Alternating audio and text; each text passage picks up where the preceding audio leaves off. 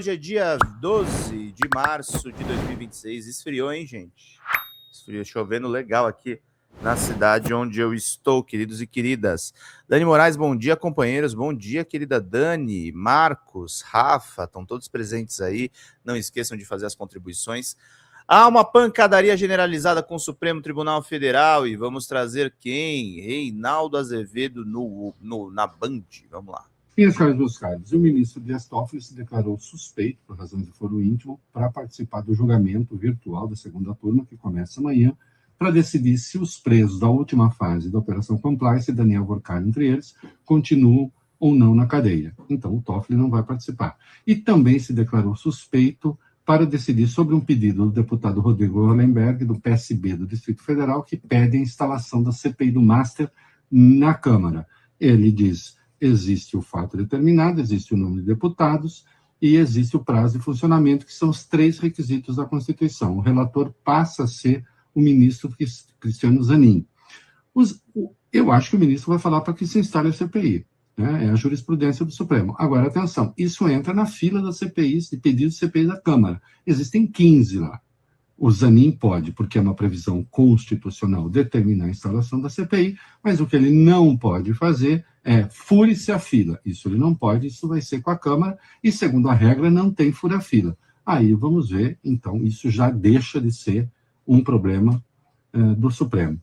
E a pesquisa Datafolha, a pesquisa eleitoral que a gente viu, feita entre 3 e 5 de março, com margem de erro de 2 pontos percentuais para mais ou para menos, avaliou também o trabalho do Supremo Tribunal Federal e do Judiciário como um todo, e alguns números curiosos. Os que não confiam no Supremo chegaram a 43% neste mês de março. Na pesquisa anterior, dezembro de 25, eram 38%. 5 pontos, portanto, a mais subiu. Os que dizem confiar muito caíram de 24 para 16, e os que confiam um pouco subiram de 35 para 38. Dada a pauleira em cima do Supremo, haver 43 que não confiam e 54 que confiam um pouco ou muito, sendo que o muito realmente é um índice pequeno, eu acho que o número até tá bom demais. Mais uma coisa, né? Entre os eleitores de Lula, 44 estão satisfeitos com o Supremo e 12 insatisfeitos. Os do Flávio Bolsonaro, 67 insatisfeitos e 7 satisfeitos. Eu quero me deter nesse número que o Reinaldo acabou de falar. A maioria dos eleitores do Lula está satisfeito com a atuação do tribunal, e na população, por uma margem pequena, uma leve maioria está satisfeita com o Supremo Tribunal Federal. Uma coisa que as pessoas precisam colocar na cabeça, tá? O Supremo não é candidato a nada. O Supremo é um poder constituído da República, que é o que eu tenho falado para vocês aqui, gente, quando eu falo a respeito de que talvez tenha sido um erro. A gente entende agora, porque tem a questão dos resorts, mas eu acho que foi um erro a pressão toda que existiu para cima do ministro Dias Toffoli. A meu ver, o que está realmente ferrando a operação do Master são esses vazamentos criminosos. São esses vazamentos seletivos que estão abastecendo o Grupo Globo. O Supremo está na caixinha dele. O Supremo está atuando como sempre atuou. Então tem um massacre midiático que o Reinaldo descreve muito bem e que não tá, gente, colando. Não tá colando. Tá se tratando o Supremo Tribunal Federal como se fosse um candidato como Lula. E nota-se a diferença da avaliação do Supremo nos 2 espectros eleitorais. Vamos ouvir mais um pouquinho o Reinaldo e já retomo meu comentário. Feitos. Portanto, existe aí a preferência eleitoral determinando também a avaliação do trabalho do Supremo. Não é exatamente uma avaliação objetiva, ela entra também, passa pelo filtro ideológico. Quanto os que aprovam o trabalho dos ministros ou não, né? O trabalho é ótimo ou bom, para 23 dos entrevistados, eram 32 em dezembro do ano passado, os que veem o trabalho como regular subiram de 29 para 34, e diz ser ruim ou péssimo, 39. Também aqui não acho o número tão ruim, insisto, dada a pancadaria em cima do Supremo. E algumas coisas curiosas na pesquisa. Tem, por exemplo, a pergunta: é aceitável que o ministro do STF julgue causas de que seus parentes sejam advogados, etc. Tal? Bom, queridos, isso já não... 79 dizem não, e 16 sim. Só que o artigo 252 do Código de Processo Penal já proíbe isso, no inciso 1, né? Ou então o artigo 140. Não são candidatos, Pedro, mas o STF pode decidir o destino do país. Sim. O STF, na verdade, decide o destino do país sempre. Essa é a questão que a gente tem que colocar na cabeça, gente. A gente tem que começar a desmontar essa arapuca de que o Supremo tem um papel no ano de eleição. Não, ele tem um papel sempre. A corte está... Eu repito ao que eu estou falando para vocês. Não é para gostar. Se a gente não defender o Supremo Tribunal Federal, eu vou ser bem taxativo aqui. Sabe o que vai acontecer se a gente não defender o Supremo? O Trump vai interferir nas eleições brasileiras. Nós precisamos de soberania. Nós precisamos tomar as nossas próprias decisões. Esse crápula do Donald Trump, no começo do ano, sequestrou o presidente da Venezuela. Não é para gostar da Venezuela. É para defender a soberania latino-americana, ponto. Ponto. Senão nós seremos massacrados. Vocês entenderam isso? Quando teve a Magnitsky no Brasil, foram para cima dos ministros do Supremo. Eu não estou falando isso porque eu gosto do Alexandre de Moraes, porque eu gosto do Toffoli, não é isso. O ataque contra a corte é contra nós. É contra nós, queridos. Nós seremos atacados se a gente deixar a coisa rolar. E o problema é que vocês não vão ver isso na maioria dos veículos de mídia. Porque tá todo mundo comprado para fazer essa campanha anti-Supremo. É um absurdo isso, gente. É um absurdo completo. Vamos dar membresia e vamos dar superchat. Vamos lá. 84 do Código de Processo Civil, que também já proíbe. Então, está se perguntando, os ministros podem fazer aquilo que a lei já proíbe? Não, não podem fazer, até que as pessoas mandaram bem nessa. E há outras coisas ali, sob pedido. Os ministros deveriam ter permissão para ser sócios de empresas e tal. Bom, só isso eles têm permissão, eles não podem participar da direção da empresa, isso também está em lei. No programa da coisa a gente vai ver tudo detalhadamente, porque não dá tempo de explicar tintim por tintim agora, mas o essencial está aqui. É isso aí. Então, gente, é isso. A gente tem que entender que a defesa da Suprema Corte não é uma defesa cega. Vocês entenderam que eu estou falando tudo isso em relação a um contexto. A um contexto. O Reinaldo ele estende um pouco essa explicação nesse outro trecho aqui do programa dele, lá na Band. Esse é o vídeo que ele grava de manhã, mas tem um outro, o trecho do programa dele mesmo ontem. E vamos trazer aqui para vocês. Vamos lá. Deixa eu colocar grandão e aí eu faço mais um comentário. O crime organizado atua como CPI do Banco Master. Vai lá. Nesta quarta-feira, a CPI do crime organizado aprovou em bloco uma série de requerimentos relacionados ao caso Master. Na lista de quebra de sigilos fiscal e bancário estão Fabiano Zettel, cunhado de Daniel Vorcaro, de Luiz Felipe Machado de Moraes Mourão, que se matou, e empresas citadas também nessas apurações. Vamos ver o momento da quebra de sigilo em bloco, ou em globo, como eles mesmos dizem. Consulto se todos concordam com votação em globo dos itens que foram anunciados, à exceção desses que o relator solicitou, para que possamos proceder à deliberação, à votação simbólica. Aqueles que concordam permaneçam como se encontram. Está aprovado a todos os requerimentos que foram anunciados. Em adição aos requerimentos de transferência de sigilo dirigidos à Receita Federal, esta presidência está incluindo o pedido de análise dos dados ao órgão. Bom, Fabiano Contarato, falando aí do PT, do Espírito Santo, né, que preside a comissão. Deixa eu dizer uma coisa, já tem uma decisão do ministro Flávio Dino em relação à quebra de sigilos individuais em bloco. Ele já considerou inconstitucional, no caso da CPI do INSS. Por que não coloca votação caso por caso, conforme o ministro... E o ministro deixou claro, não estou proibindo quebra de sigilo. Mas a Constituição impõe que se faça caso a caso. Claramente está havendo aqui um desrespeito a uma decisão. Além da CPI ter virado CPI do Banco Master, não mais do crime organizado, porque não tem PCC aqui, não tem Comando Vermelho, não tem... virou CPI do Banco Master, está havendo a quebra em globo, que afronta a Constituição, claramente. Eu estou falando porque depois, se houver mudança, se houver decisão do Supremo, falar, o Supremo se mete em tudo. Olha aí, não quer investigar. Não faz sentido a CPI afrontar uma decisão que o Supremo já tomou, com base na Constituição. Ah, mas eu discordo do Supremo. Não cabe isso. Né? E aí a CPMI do INSS, sem exceção, porque ela ouviria o ex-sócio do Vorcaro, e aí quem falou que ele não precisava ir foi o ministro André Mendonça. Vai lá. O presidente da CPMI do INSS, senador Carlos Viana, cancelou a audiência com Augusto Lima e sócio de Daniel Vorcaro no Banco Master prevista para esta quarta. A decisão se deu depois de o ministro André Mendonça do STF desobrigar Augusto Lima de comparecer à comissão. Mendonça acatou um pedido apresentado pela defesa do empresário que citou a garantia constitucional contra autoincriminação de investigados. E aí o Carlos Viana, aquele que quer acabar com crime de Estado e crime de atentado violento ao Estado de Direito, aí o Carlos Viana resolveu atacar o Mendonça também.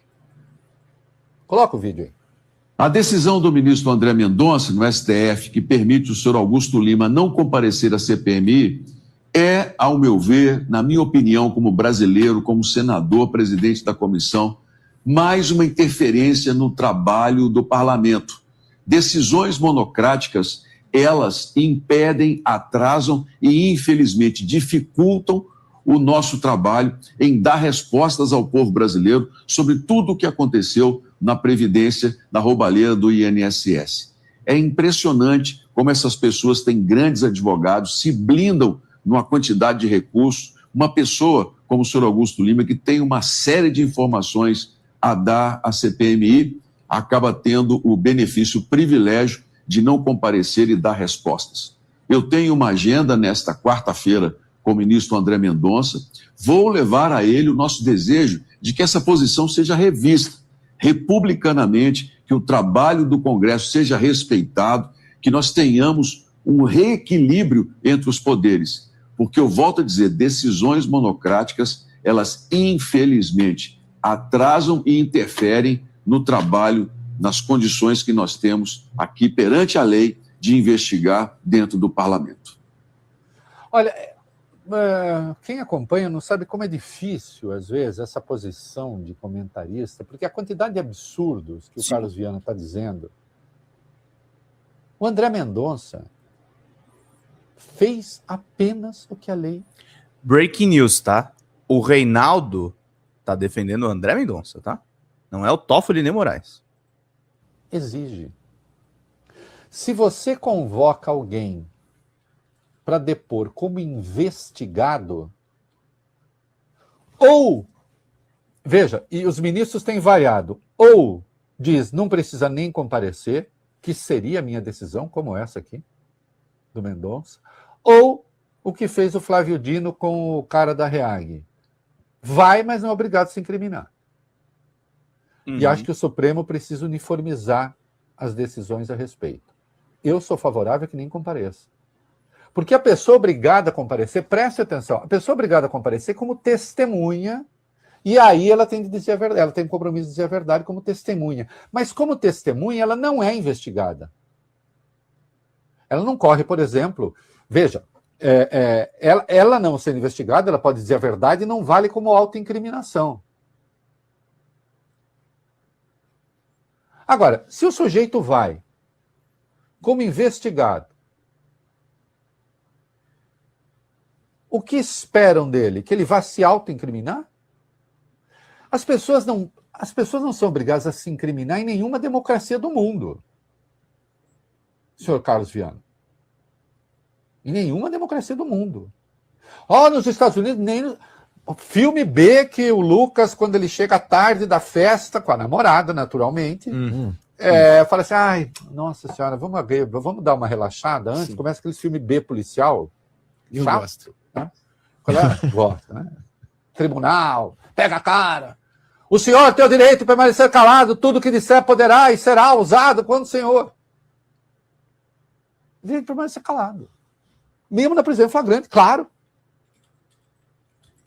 Então, o que o Viana quer? Ele vai pedir para o Mendonça o quê? O Mendonça... Então, declare o cara investigado, para que... Não. Ele é investigado. Bom, ou então chama como testemunha, mas ele é investigado, ele não é testemunha. Assim como o cara da REAG, também. Né? Ele depois disse que seguia a legislação, mas não era obrigado a responder a tudo. Vamos para 13 aí, vai. Vamos lá, Reinaldo. A CPI do crime organizado ouviu nesta quarta-feira o empresário João Carlos Mansur, fundador da gestora REAG Investimentos. Ele foi convocado para falar sobre a atuação da empresa e suas relações com o Master. Na oitiva, que durou menos de uma hora, Mansur disse que a empresa acabou sendo penalizada por ser grande e independente. Na maior parte do tempo, Mansur permaneceu em silêncio por orientação de sua defesa. A garantia foi concedida pelo ministro Flávio Dino, do STF. Não pode já o vídeo, não. Olha aí, nesse caso, o Dino falou, vai, mas não é obrigado a se incriminar. No caso do cara, do ex-sócio do Vorcaro, não precisa nem ir. Acho que o Supremo tem que uniformizar isso. Agora, veja o que o Mansur falou, coloca o vídeo aí. A empresa sempre foi auditada por empresas internacionais de auditoria. Nós, há 6 anos, tínhamos rating de gestão internacional por 2 companhias internacionais, em todas as estruturas de governança que uma empresa aberta na Bolsa de Valores tem e necessita. Nós tínhamos 2 companhias listadas, uma de administração fiduciária e uma de gestão, no novo mercado da Bolsa de Valores, ou seja, a gente escolheu o nível de governança mais alto possível, justamente por conta disso. Conselho de administração independente, com nomes de referência no mercado, e operações muito claras e muito transparentes. Acho que a gente acabou sendo penalizado por ser grande e independente. Deixa eu dizer uma coisa, que ele tinha todos esses atestados, ele tinha mesmo. Portanto, esses atestados não estavam valendo grande coisa, né? Então, em relação a essas empresas, nas gestoras, em relação a bancos, marcos do Banco Central, da CVM, precisam ser revistos. Eu não canso de dizer isso aqui. Porque agora ficar malhando todo mundo é fácil. Agora, quando essa gente toda estava financiando eventos, etc., evidentemente ninguém sabia que estava sendo investigado. Não estava nem sendo investigado. Vai. Então tem algum problema aí, de natureza legal. E com isso eu não estou dizendo que ele não cometeu sacanagem, que se investigue. Não parece que o histórico seja bom. Olha, em julgamento, o Dino fez a defesa de decisões do Supremo, né, numa sessão do Supremo, citou o colega Alexandre de Moraes. Vamos ler aí, meninos, o que está em destaque do que foi que falou o Dino, vai. Vamos lá, Reinaldo. Reitero o que disse ontem na sessão da primeira turma do STF, que me cabe presidir. O STF acerta muito mais do que erra, muito mais mesmo. As virtudes do STF explicam muitos ataques movidos a vinganças, ódios e interesses. Há muitos no Estado e no mercado que querem afastar o foco dos seus próprios crimes e erros. Em meio a críticas justas ao STF, embaralham-se equívocos repetidos à exaustão como se verdades fossem. Especialmente em momentos confusos, é essencial ter serenidade, moderação e prudência para separar o joio do trigo. Na verdade, você falou nas redes sociais. E aí citou inúmeros exemplos de como o Supremo fez intervenções absolutamente necessárias sobre orçamento secreto, direitos indígenas, meio ambiente, enfrentamento à pandemia da Covid, defesa da democracia, direitos das mulheres, proteção das crianças. Tudo isso é verdade. Eu escrevi um longo artigo sobre isso e tudo isso é verdade. Agora, está virando, sim, que se corrijam problemas. Agora, do modo como as coisas estão sendo tratadas, né, insisto em se falando até em fechamento do tribunal, é uma loucura mesmo. Né? E é preciso que se tenha clareza disso. Né? Ainda sobre Banco Master, o TCU envia dados sigilosos do Master ao Senado. Vai lá.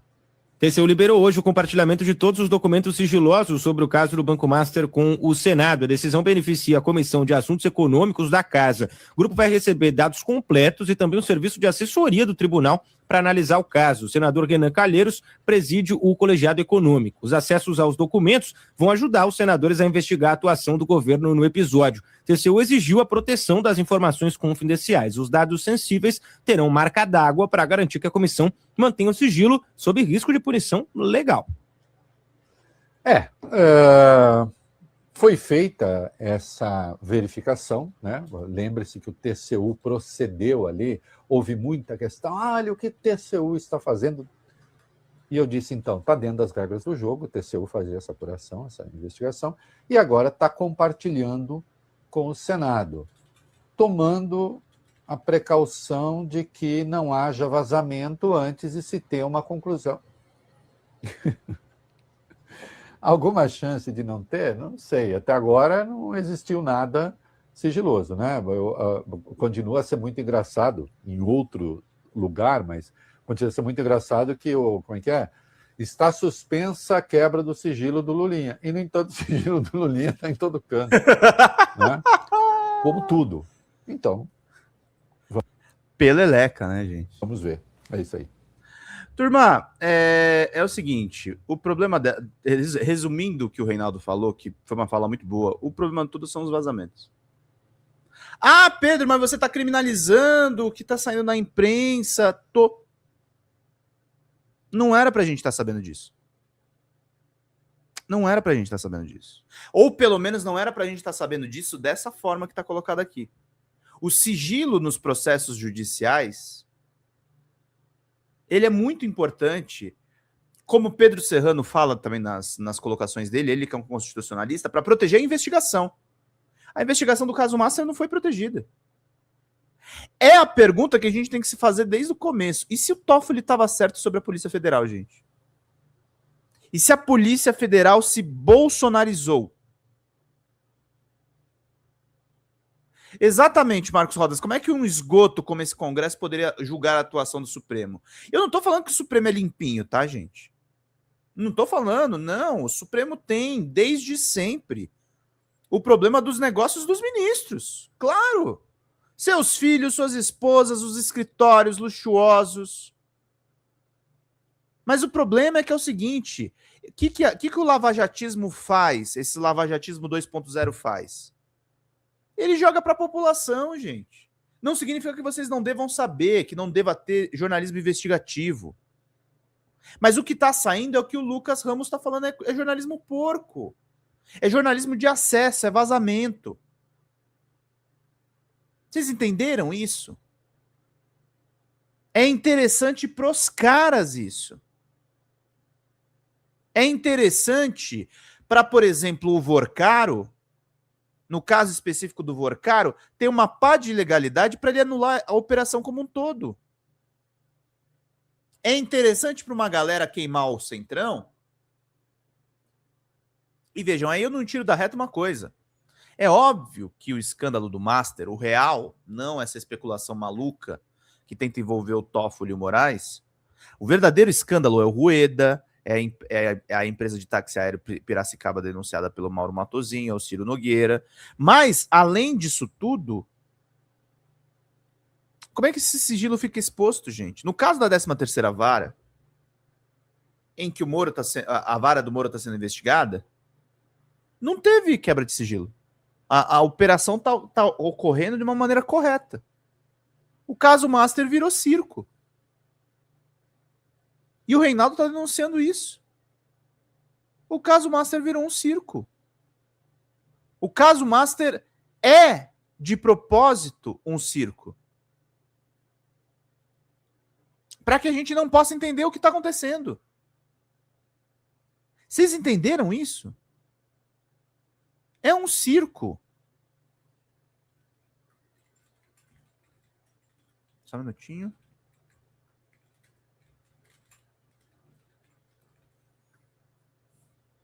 Então é importantíssimo que vocês entendam isso. Tá? O verdadeiro escândalo é o que não é vinculado, que é o Rueda, que é o Ciro Nogueira. E também o verdadeiro escândalo é o fato dessas informações estarem todas expostas. A Globo patrocinou um evento do Vorcaro pelo jornal Valor Econômico, falamos disso ontem aqui, em Nova York. E o Jornal Nacional caladíssimo, caladíssimo. Eles não vão falar nada do que pega neles, gente. Tem uma esquerda que está acreditando no Alessandro Vieira. Vocês têm que acordar, gente. Tem um lavajatismo novo em curso.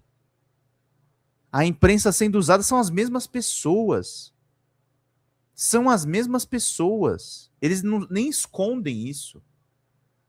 São as mesmas pessoas, os mesmos veículos, o mesmo método, alguns infiltrados no nosso campo. Mas é tudo igual. Tudo igual. Tudo igual.